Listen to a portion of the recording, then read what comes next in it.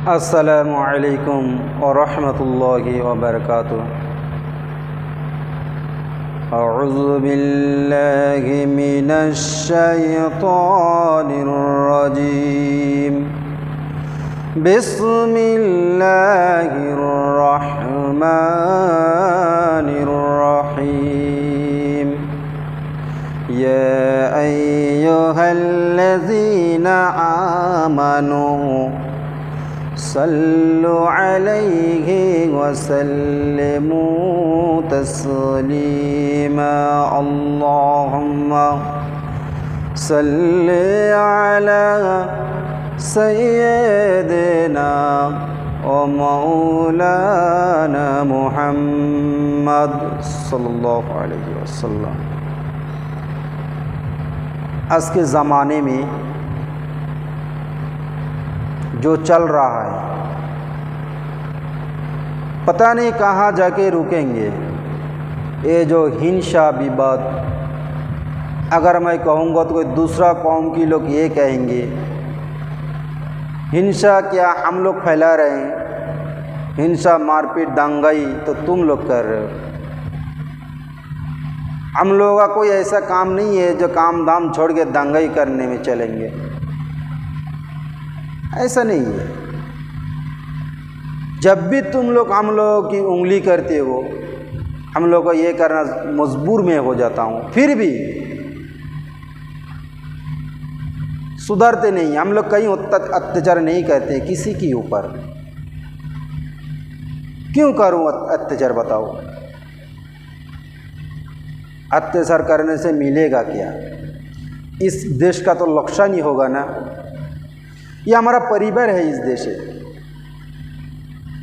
इस बात को शेयर करो, इस बात का ज़्यादा से ज़्यादा शेयर करो, कमेंट्स करके बताओ और क्या बोलना चाहिए। ये दुनिया देखो, सूरह बकरा में 42 नंबर की एक आयत है, 42।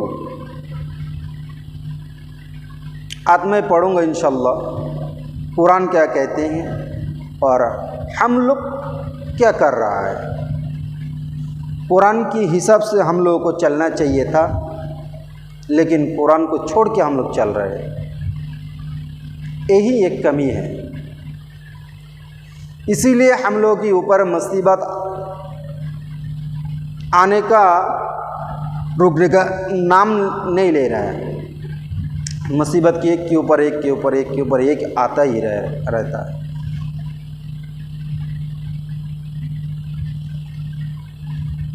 रसूल पाक सल्लल्लाहु अलैहि वसल्लम हदीस में ये कहता है, तुम लोग सफ़र करो।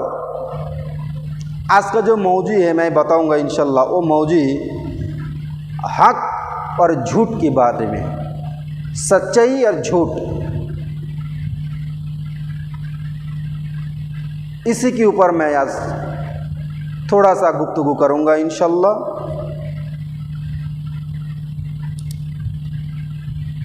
तो झूठ के ऊपर झूठ बोलता जा रहे हैं, हम लोग सुनते भी जा रहे हैं, सब्र कर रहे हैं। हम लोग का मस्जिद एक के बाद एक तोड़ते गया, तोड़ रहा है, कोई कुछ नहीं बोल रहा है। आंदोलन कौन कर रहा है? वकील भी तो नहीं आया, जज भी तो नहीं आया आंदोलन करने के लिए। उनका भी तो आना चाहिए हक के लिए। डॉक्टर को भी आना चाहिए था हक के लिए। सिर्फ मोर्चा वही निकलता है अनपढ़ लोगों का, उन लोगों को कुछ बता के समझा के लेके आना पड़ता है। हक के लिए, सच के लिए अगर कोई चुपचाप रहे तो याद रखना उसको कहलाएगा बोबा शैतान, गूंगा शैतान कहलाएगा अगर कुछ ना कहे तो। हम लोग के अत्याचार कितना हो रहा है देखो ज़रा। एक के बाद एक मस्जिद बुलडोजर से तोड़ रहा है। इस देश का कानून, इस देश का अदालत सब कुछ है, लेकिन किसी का नज़र में ये नहीं आ रहा है जो हो रहा है ये गलत हो रहा है। वक्फ की जो ये संपत्ति है वो मस्जिद का है, मदरसा का है। इससे पहले मैंने ये वीडियो बनाया बता के मैंने उस वीडियो में भी मैंने बताया क्यों वक्फ की जायदाद चाहिए मस्जिद और मदरसा के लिए। ये सब तोड़ रहा है वक्फ बिल।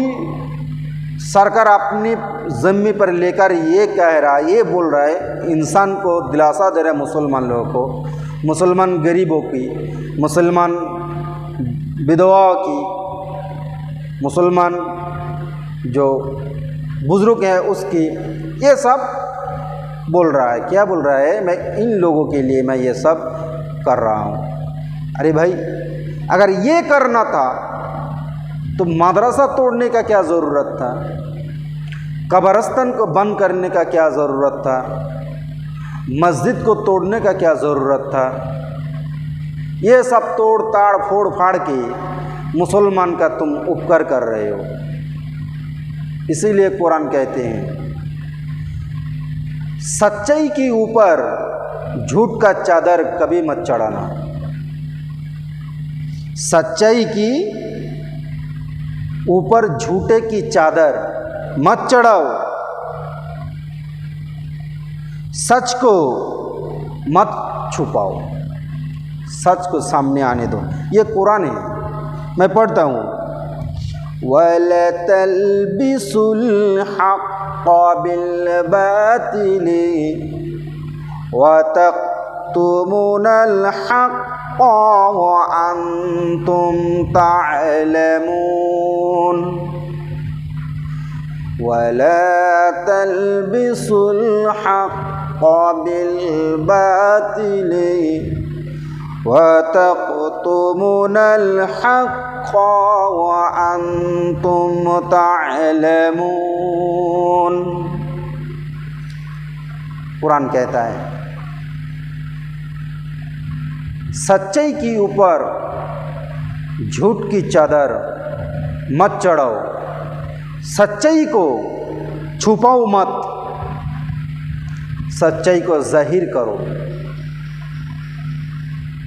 और एक दिन ये सच इंसान के सामने ज़रूर आएगा इंशाअल्लाह। कितना भी तुम सच्चाई को झूठा चादर पहनाओ, एक दिन को चादर उतरना ही है। जिस दिन उतर जाएगा उस दिन आपको समझ में आ जाएगा।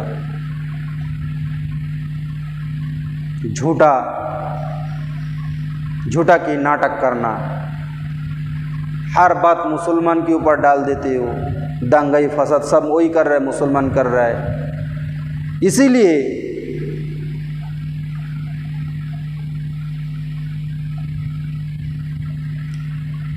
इसीलिए मैं कहता हूँ सच्चाई को हम लोगों का भी उसी राह पर, उसी रास्ते पे चलना चाहिए।